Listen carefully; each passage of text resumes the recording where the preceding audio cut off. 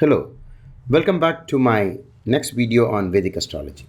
In this video, I'm going to talk to you about synchronicity, a term invented by a famous psychiatrist, Carl Jung. But if you think I'm going to talk about synchronicity from that angle, I'm not going to. But in this video, I'm going to talk to you synchronicity from the point of view of Vedic astrology. Even before explaining to you what synchronicity actually means, I'd like to tell you a story. This is the story about a lady visiting Sri Varahamira. So this lady reached the Gurukulam where Sri Varahamira was teaching. The lady told him that her husband had gone to a far off place a few years ago and did not return. All that the lady wanted to know was whether her husband is coming home or not. At that moment, Sri Varahamira's wife entered the place and said that as she was drawing water from the well, the rope suddenly snapped and the bucket fell into the well. She asked Varahamira to send his disciples to help her get the bucket out of the well. This is an indication of what is called as Shakuna or Nimitta in astrology. Usually helps an astrologer find the answer to a question that was asked at that time. Now, Varahamira turned to his disciples and asked them to interpret the Shakuna. One of the disciples said, the lady's husband is not going to return as it was a bad omen that the rope had snapped and the bucket had fallen into the well. In India, a marriage is symbolized by a sacred thread, and therefore this disciple linked the snapping of the rope to the snapping of the sacred thread of marriage. But one disciple said the lady's husband would definitely return. Sri Varahamira asked why.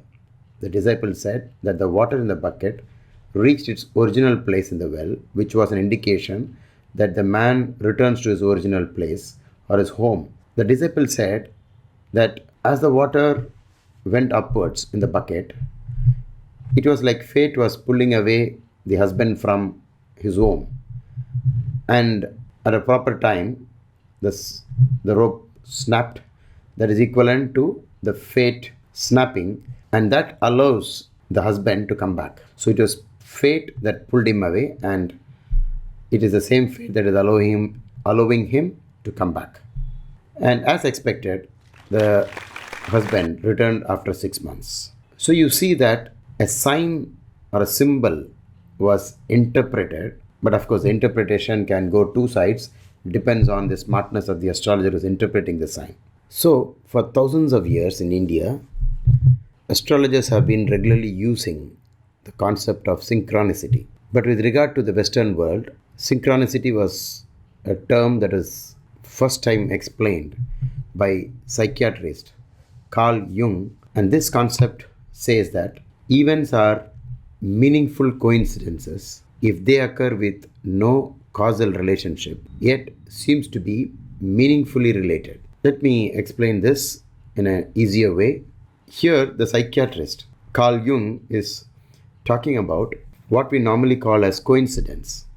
For example, the story will say that just a mere coincidence that the rope snapped and the bucket fell and the lady came and asked this question. But he says meaningful coincidences if they occur with no causal relationship, meaning that the rope snapping and the bucket falling has got nothing to do with the husband coming home.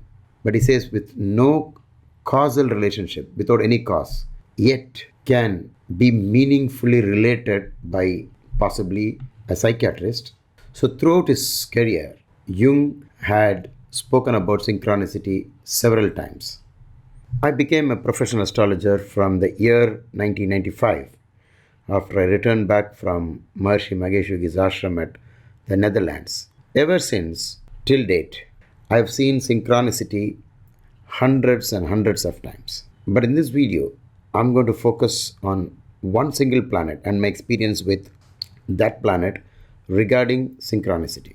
Every time a client came for a discussion, and if that person was going through 7.5 year Saturn, what is called as Sade Sati, we always had the discussion only on Saturn dominated times like 8th, 17th, and 26th are a Saturday, or when the star on that day happened to be the star of Saturn. Pushyami, the 8th star, the 17th star, Anuradha, or the 26th star, Uttarabhadra. This rule worked almost 95%. We can even say 99%. I rarely have come across a situation where a person going through 7.5 year Saturn met me during a non-Saturn dominated date or time. If a person meets me on 8th or 17th or whenever it is Saturn time, after looking at the horoscope, I'll find that either the person is going through 7.5 year Saturn, or that person himself was born on an 8th or 17th or 26th, or he was born during the nakshatra of Saturn, or he was going through a Saturn dasha or a Saturn antardasha. For the sake of argument, you may say that maybe I gave the appointment after checking the horoscope. I've never done that because my office takes care of the appointments, and they do not look into the horoscope in the first place. We have come to the end of this video. In case you have any doubts, please type them out in the comment section, and whenever I find the time, I'll answer them for you. See you soon in my next video.